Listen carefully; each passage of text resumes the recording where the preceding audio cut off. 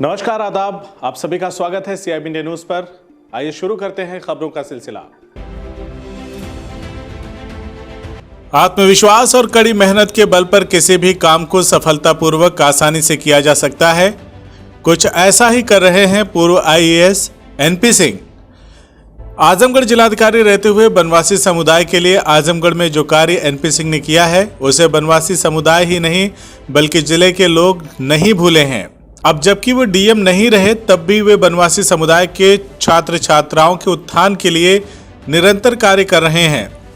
बनवासी समुदाय के छात्रों के उत्थान और शिक्षा के प्रति उन्हें प्रेरित करने के लिए उन्होंने मिशन बिरसा मुंडा सेवा समिति का गठन किया और अब उसी समिति के बैनर तले पूर्वांचल के बनवासी समुदाय के छात्रों को प्रोत्साहित करने में जुटे हैं।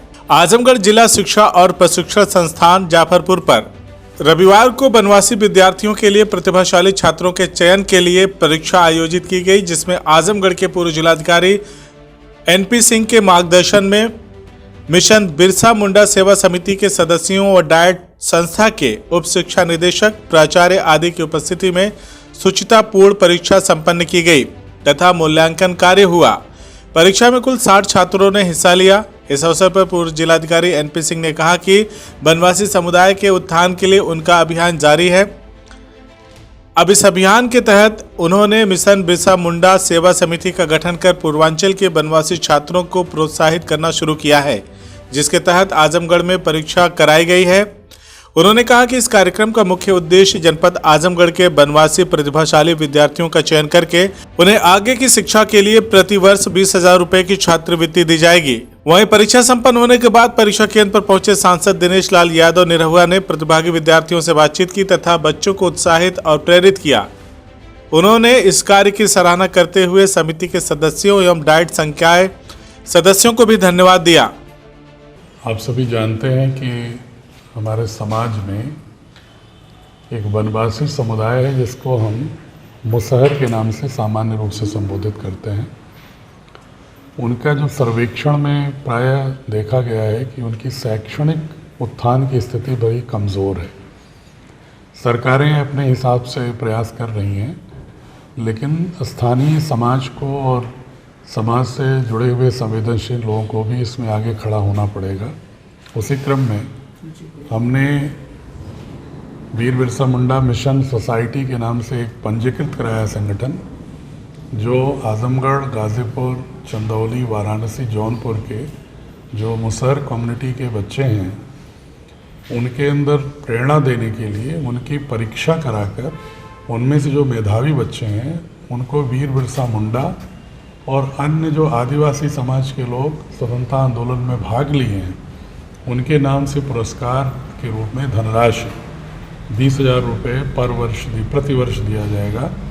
और जब वो हायर एजुकेशन में जाएंगे तो हायर एजुकेशन में भी उनकी मदद की जाएगी, ताकि उनके भीतर से, इस समुदाय के भीतर से लोग ब्यूरोक्रेसी में, पुलिस में, राजनीति में, शिक्षा के शैक्षणिक प्राध्यापन में या समाज के अन्य महत्वपूर्ण जो पावर स्ट्रक्चर में जो कंपोनेंट होते हैं उसका अपने को हिस्सा बना सकें और ये समुदाय भी पूरी तरह से भारत की मुख्य धारा में सम्मिलित हो सके। आज कितने लोग परीक्षा में बैठे हैं?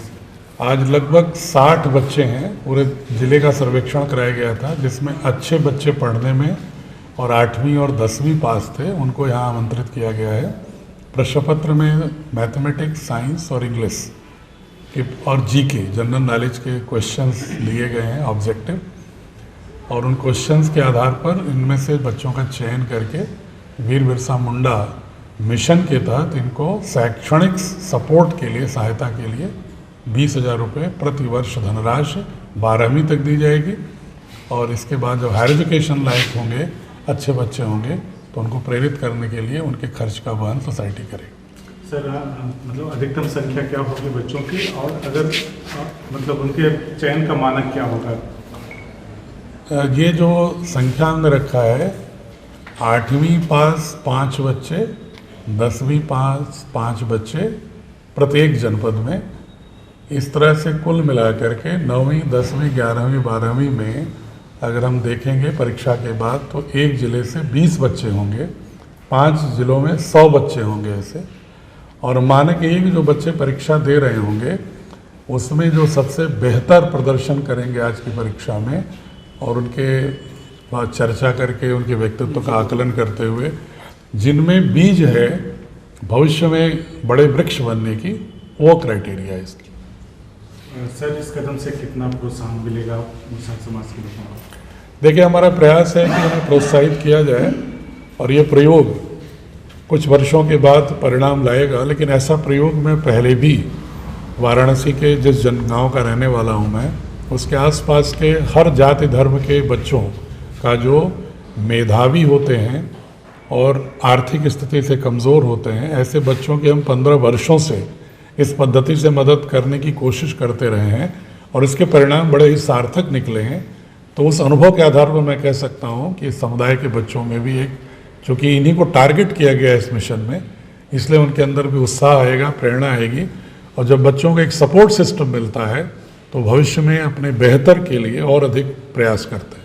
तो इस मिशन के लिए बनवासी समाज कितना जागरूक है? मैंने इसलिए इस मिशन में जितने भी सदस्य हैं सोसाइटी में, जो रजिस्ट्रेशन हमने कराया सोसाइटी का, उसमें सभी वनवासी समुदाय के ही लोग सदस्य हैं।